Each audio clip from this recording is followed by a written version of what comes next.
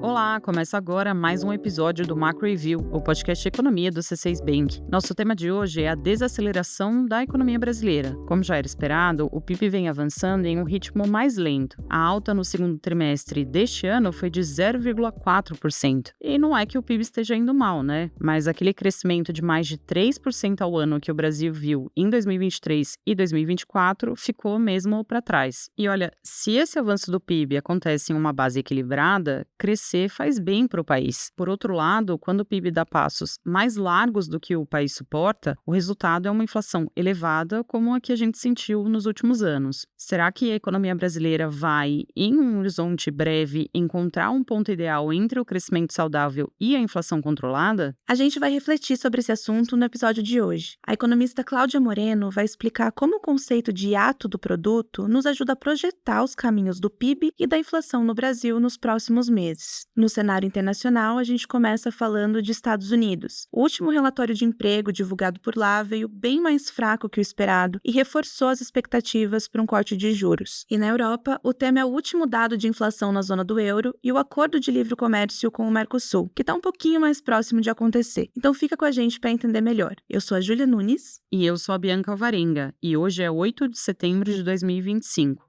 Vamos lá? No segundo trimestre, o ritmo de crescimento da economia brasileira desacelerou para 0,4% em relação ao trimestre anterior. Esse avanço não foi nenhuma surpresa, apesar de ter sido bem menor do que o que foi visto no primeiro trimestre, que foi de 1,3%. Quando a gente avalia o PIB pela ótica da demanda, um ponto fundamental foi o crescimento de 0,5% no consumo das famílias. Por outro lado, o que não veio tão bem ainda nessa ótica foi a formação bruta de capital fixo, que é um investimento que as empresas fazem em máquinas e equipamentos. Esse investimento teve queda de 2,2%. E aqui surge um sinal de que os juros altos estão impactando a economia de alguma forma. Com a Selic em 15%, o financiamento de máquinas ou a ampliação da produção ficam mais caros, o que desencoraja as empresas a investirem. Da mesma forma, o crédito mais caro tende a levar as famílias brasileiras a colocarem um freio no consumo, embora esse fenômeno ainda não esteja tão evidente nos números do PIB. E por que será que ele não está tão evidente, né? É que entre as razões para a Selic não ter impactado tanto o consumo estão as iniciativas do governo para estimular a economia. Eu cito aqui, por exemplo, a medida provisória que foi criada para autorizar a concessão de crédito consignado para trabalhadores do setor privado com garantia do FGTS. E os juros mais baixos dessa modalidade devem dar um fôlego extra para as famílias, apesar da Selic alta. Olha, no geral, um PIB que cresce é uma boa notícia para o país, claro, mas também é importante que esse crescimento seja sustentável. Para que haja equilíbrio, a gente precisa que a capacidade produtiva do país acompanhe o ritmo de aumento da demanda. O problema é que nos últimos anos a gente não tem visto ganhos de eficiência na nossa economia. A nossa produtividade está estagnada, o que limita o quanto a gente pode crescer de forma equilibrada. E se a gente não desatar esse nó, digamos assim, mesmo com essa desaceleração da economia que é esperada para os próximos anos, o Brasil deve continuar operando num ritmo além do que ele suporta. E o que isso significa? O PIB brasileiro tem crescido acima do seu potencial nos últimos anos, ou seja, a economia avançou além do que a sua produtividade e os seus recursos, então insumos, mão de obra, infraestrutura. A economia avançou além do que esses recursos permitiam. E assim como acontece numa máquina, por exemplo, quando o funcionamento está num ritmo muito acelerado, começam a aparecer sinais de sobrecarga. No caso da economia brasileira, o sintoma do desequilíbrio foi uma inflação elevada. Eu lembro aqui que nos últimos anos, o índice de preços ao consumidor amplo, o IPCA, ele ficou acima da meta a ser cumprida. Em 2024, a inflação estourou inclusive o limite de tolerância que foi criado para acomodar eventuais choques de preços. E desde então, a situação ficou pior. O IPCA está perto de 5% e a nossa previsão é que ele deve oscilar perto desse patamar até o fim de 2026, pelo menos. A gente não tem sinais de que a economia vai esfriar a ponto de os preços finalmente alcançarem o patamar desejado. Então, o que o Brasil pode fazer? Olha, um fator que pode ajudar nesse trabalho é a mudança da política fiscal. Como a gente já mencionou, as medidas adotadas pelo governo para estimular a economia economia tem reduzido a eficácia do aperto de juros. Então, colocando em termos mais simples, a gente tem visto o Banco Central pisando no freio na política monetária, ou seja, mantendo a Selic elevada para conter a inflação, enquanto as políticas públicas de estímulo aos gastos públicos, crédito e ao consumo, essas políticas pisam no acelerador, então aquecem a economia. Se não tiver um controle mais firme das contas públicas, a meta de inflação de 3% vai continuar a parecer mais miragem do que destino. E para o Brasil, isso significa conviver com juros altos por mais tempo. Esse, inclusive, tem sido o discurso do Banco Central. É verdade, e até um ouvinte nos lembrou disso aqui em um comentário no último episódio, que o presidente do Banco Central, o Gabriel Galípolo, ele tem reforçado nos seus discursos a necessidade de manter a Selic elevada para controlar a inflação. E isso acontece porque o BC ainda vê a economia aquecida, mesmo com juros em 15%. No jargão dos economistas, o hiato do produto está positivo. E entender o que isso significa é importante para saber o que pode acontecer com o PIB e com a inflação daqui para frente. Quem nos explica melhor esse ponto é a Cláudia Moreno, que é responsável pela cobertura de Brasil aqui no C6 Bank. Cláudia, antes de qualquer coisa, que história é essa de hiato do produto, hein? Pode contar melhor o que o Banco Central quer dizer quando ele diz que o hiato brasileiro está positivo? O hiato do produto é um conceito que parece complexo, mas na verdade fala de uma coisa simples. Ele nada mais é do que a diferença entre o que o país tem capacidade para produzir sem gerar inflação e o que está produzindo de fato. Se a gente passa anos crescendo acima do potencial, então essa sobrecarga vai acumulando de um ano para o outro, a economia vai se tornando cada vez mais aquecida. Ou seja, é como se o hiato retratasse a temperatura da economia. Agora, se a economia cresce abaixo da capacidade, ela perde temperatura e o hiato pode se tornar negativo. Nesse caso, teríamos máquinas ociosas e pessoas querendo trabalhar, mas sem conseguir um emprego. Tanto o hiato positivo quanto o negativo têm seus problemas. Um hiato positivo gera pressões inflacionárias, enquanto o hiato negativo causa uma recessão econômica desnecessária. O ideal é que a economia opere perto do seu nível de equilíbrio, sem gerar inflação nem recessão. Dito isso,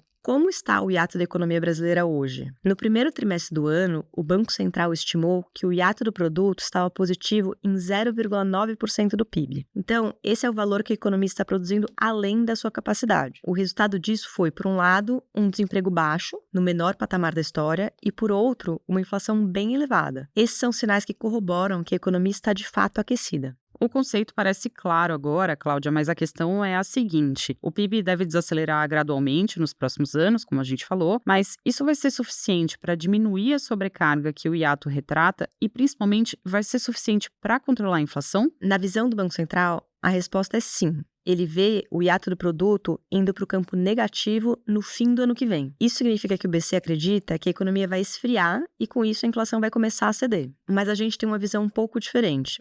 Ainda que as nossas projeções apontem para um PIB menor em 2025 e 2026, essa desaceleração não vai ser suficiente para esfriar a economia. Ou seja, o país vai continuar operando além da sua capacidade. Como já existe um hiato acumulado positivo, o PIB precisaria esfriar muito mais. Ou seja, a gente precisaria crescer num ritmo abaixo da nossa capacidade, para consumir essa gordura, digamos assim. Infelizmente, essa é a má notícia. No curto prazo, a desaceleração da economia é o caminho para controlar os preços. Mas no longo prazo, o Brasil pode voltar a crescer mais e sem gerar desequilíbrios. A saída para voltar a crescer de forma sustentável é aumentar a capacidade produtiva da economia. Para isso, é preciso investir em medidas que aumentem a produtividade. Essa é uma agenda que passa pela melhora na educação, capacitação dos trabalhadores, pela modernização da infraestrutura, pela abertura da economia, enfim, são diversos pontos que merecem atenção no debate público.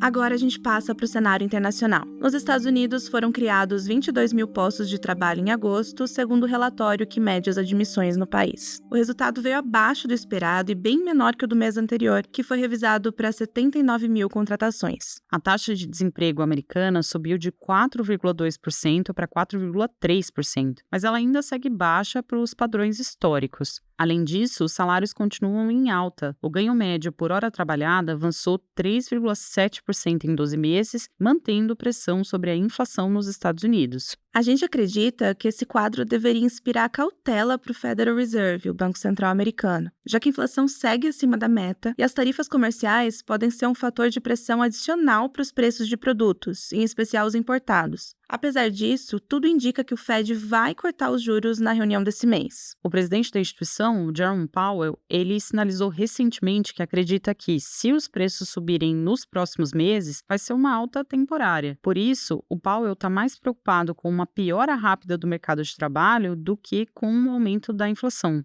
O problema é que, se os preços continuarem pressionados, pode haver uma piora das expectativas de inflação. E esse cenário ainda pode ser agravado se o Banco Central americano reduzir os juros. Nesse caso, tanto o desemprego quanto a inflação podem ficar mais altos no médio prazo.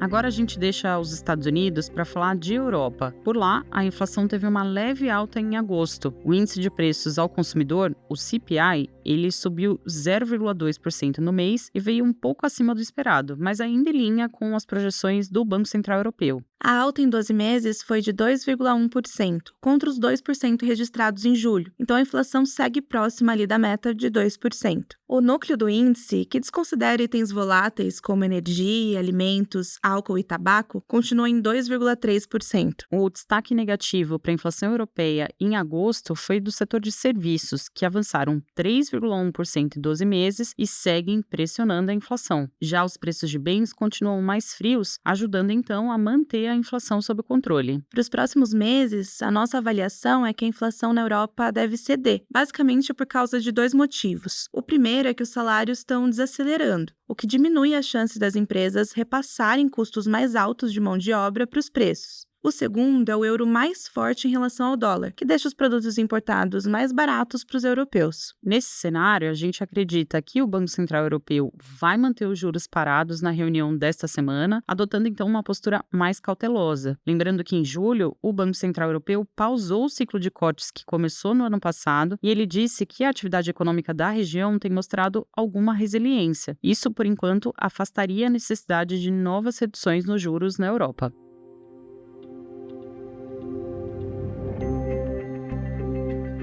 E a gente ainda tem mais uma notícia por lá. É que a Comissão Europeia, o órgão executivo da União Europeia, aprovou na semana passada o texto final do Acordo de Livre Comércio com o Mercosul. Então agora o documento entrou na etapa de ratificação interna. Para seguir adiante, o acordo precisa do aval do Parlamento Europeu e dos parlamentos de pelo menos 15 dos 27 Estados-membros do bloco. E esses países que aprovarem ainda precisam ter no mínimo 65% da população da União Europeia. Só voltando aqui um pouco no tempo, esse pacto de livre comércio foi assinado em dezembro, depois de mais de 25 anos de negociações. Ele prevê reduzir e até tirar as tarifas de importação entre o Mercosul e os países da União Europeia. Para a Europa, esse acordo pode compensar as perdas decorrentes da piora na relação comercial com os Estados Unidos, além de reduzir a dependência da China, principalmente na compra de minerais. Mas tem algumas resistências, A França, que lidera a produção de carne bovina na região, e a Polônia, que é um destaque no setor agrícola europeu,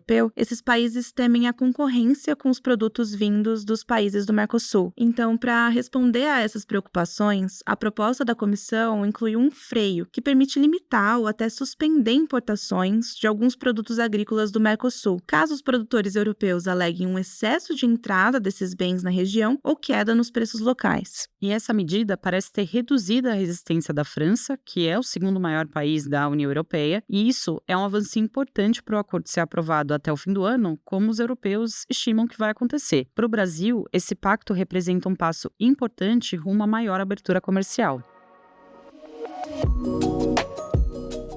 Hora da nossa agenda. Eu compartilho agora os dados econômicos que a nossa equipe acompanha nos próximos dias. Na quarta-feira, dia 10 de setembro, sai o resultado do IPCA de agosto. A nossa expectativa é de uma contração de 0,13%, impulsionada pela inclusão do desconto do bônus de Itaipu nas contas de energia elétrica. Na quinta, dia 11, o IBGE publica a Pesquisa Mensal de Comércio, a PMC de julho. A gente espera que o índice fique estável em relação a junho no varejo restrito. No mesmo dia, saem os dados de inflação ao consumidor nos Estados Unidos, o CPI. A gente acredita que o núcleo da inflação americana deve continuar elevado e existe aqui um risco de alta nos preços de bens, por causa das tarifas comerciais. E ainda na quinta, tem decisão de política monetária na Europa. Como a gente falou agora há pouco, o Banco Central Europeu deve manter os juros em pausa. Para terminar, na sexta-feira vem o resultado da Pesquisa Mensal de Serviços, a PMS de julho, aqui no Brasil. A gente projeta uma alta de 0,8%, com expansão no segmento de serviços prestados às famílias. E a gente fica por aqui. Você gostou do episódio de hoje? Então deixa um comentário na caixinha aqui embaixo e compartilha com alguém que também vai gostar de ficar por dentro dos assuntos econômicos. Quem faz parte da equipe econômica do C6 Bank são o Felipe Salles, a Cláudia Moreno, a Cláudia Rodrigues, o Eliezer Jacob e o Felipe Mack. A produção e o roteiro são desse time, junto comigo, Bianca Alvarenga e a Júlia Nunes. A edição de som e a gravação ficaram com a Marina Kubiak e a divulgação nas redes sociais é da Sabrina Munhoz. Lembrando que você pode seguir o Macro Review na sua plataforma favorita de podcasts. Assim, quando a gente publicar um novo episódio, você vai ser notificado. É bom para quem quer ficar por dentro da economia e para quem quer conhecer uma visão original dos fatos econômicos. Uma boa semana para você e até a próxima!